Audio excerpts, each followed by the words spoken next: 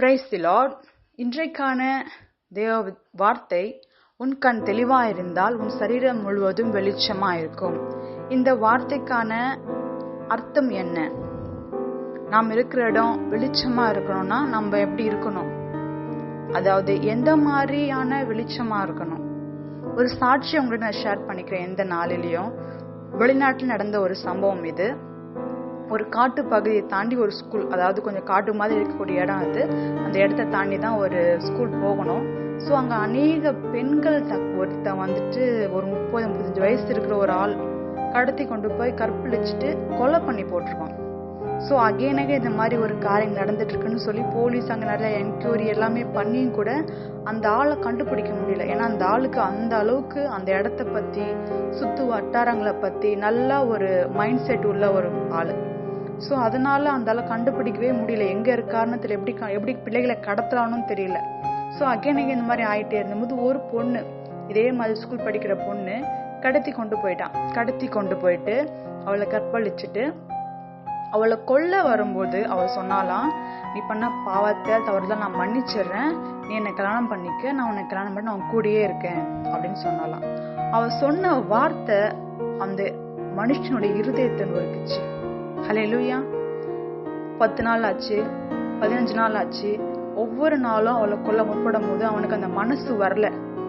நான் எவ்வளோ தப்பு பண்ணியும் என்னை கல்யாணம் பண்ணிக்கிறேன், மன்னிக்கிற அந்த இருதயத்தை அவள் வெளிப்படுத்தினதுனால அந்த எண்ணம் அவனுக்கு வரல. அவளை கொல்லணுன்ற எண்ணம் வரல. அவளை அனுப்பி வச்சுட்டான். அவள் நேராக போய் போலீஸ்ல கம்ப்ளைண்ட் பண்ணிட்டு அந்த கைதி இருக்கிற இடத்துல இருந்து எல்லாமே சொன்னதுக்கு அப்புறம் அந்த கைதியை கண்டுபிடிச்சிட்டு அந்த கைதி கிட்ட கேட்டாங்களாம், எதனால வந்துட்டு அவளை நீங்க கொல்லலை அப்படின்னு சொல்லும் போது கேட்டாங்களாம். அந்த கைதி சொன்னாராம், என்னைக்கு இவளை அனுப்பும் போதே தெரியும், இவளை அனுப்பிச்சா நம்மளை போயிட்டு சுரிடுவா, போலீஸ்ல நம்மள போய் கம்ப்ளைண்ட் பண்ணிடுவான்னு சொல்லி இருந்தாலும் அவளை எனக்கு கொல்லறதுக்கு மனசு வரல. ஹல்லேலூயா. மன்னிக்கிற இருதயம் அவன் இருதயத்தை நொறுக்குச்சு. இப்ப அந்த சகோதரிக்கு கல்யாணம் ஆயிட்டு பிள்ளைகள்லாம் இருக்காங்க. ஹல்லேலூயா. நம்மளுடைய வாழ்க்கை எப்படி இருக்கு? உங்க கணவன்மார்கள் எப்படி இருக்காங்க? உங்களுக்கு வரப்போற வாழ்க்கை எப்படி இருக்கு? வேதத்துல ஒரு அழகான வார்த்தை இருக்கு, புத்தியுள்ள ஸ்திரீ தன் வீட்டை கட்டுகிறாள், புத்தி இல்லாத ஸ்திரீயோ அதனை அவ கையிலால இடித்து போடுகிறாள். அதாவது ஒரு பெண்ணோட வீட்டை கட்டுறதுக்கும் அவ கைதான் பிரயோஜனமா இருக்கு, அதை இடிக்கிறதுக்கும் அவ கைகளால தான் முடியும், வேற யாருமே வேண்டாம், அவளே போதும் அப்படின்ற மாதிரி ஆண்டவர் சொல்றாரு. ஹல்லேலூயா. எப்பேற்பட்ட ஆணா இருந்தாலும் மாற்றக்கூடிய வல்லமை பெண்களுக்கு இருக்கு.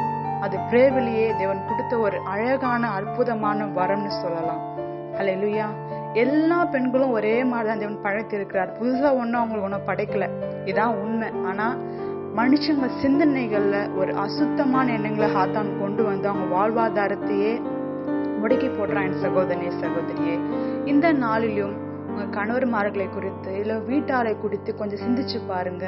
அவங்க எதுல வீக்கா இருக்காங்க, அவங்களுக்கு ஏற்ற ஜெபங்களை ஏறெடுங்க.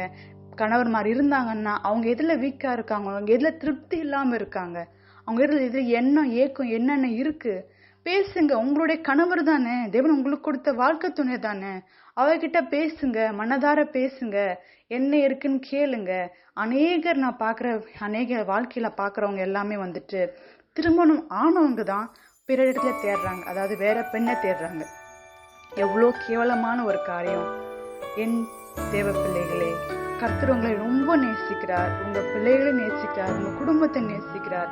ஒவ்வொருத்தருக்காக நம்ம ஜெபம் பண்ணுவோம். ஒவ்வொரு குடும்பமும் பரிசுத்த குடும்பமும் சந்தோஷம் மகிழ்ச்சியா இருப்பதாக என்னோட செஞ்சு ஜெபிக்கிறீங்களா?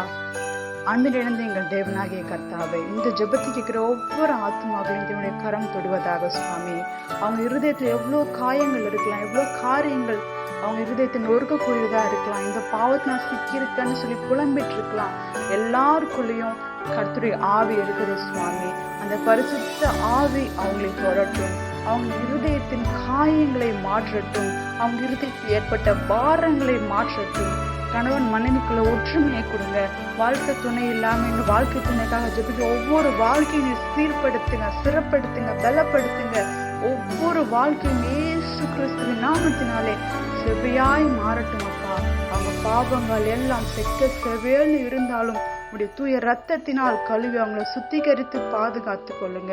ஒவ்வொரு கற்பழிப்பின் கிரியைகளையும் அகற்றி பரிசுத்த தேவனின் கரத்திலே முற்றிலுமா ஒப்புக்கொள்கிறோம். எங்க தேசத்தை பரிசுத்தமா மாற்றுங்க. உலகளாவிய பரிசுத்த ஆவியை ஊற்றுங்க சுவாமி. தேவ கரத்திலே முற்றிலுமாய் தாழ்த்தி ஒப்புக்கொள்கிறோம். இயேசு கிறிஸ்துவின் நாமத்தில் ஆமென். ஆமென்.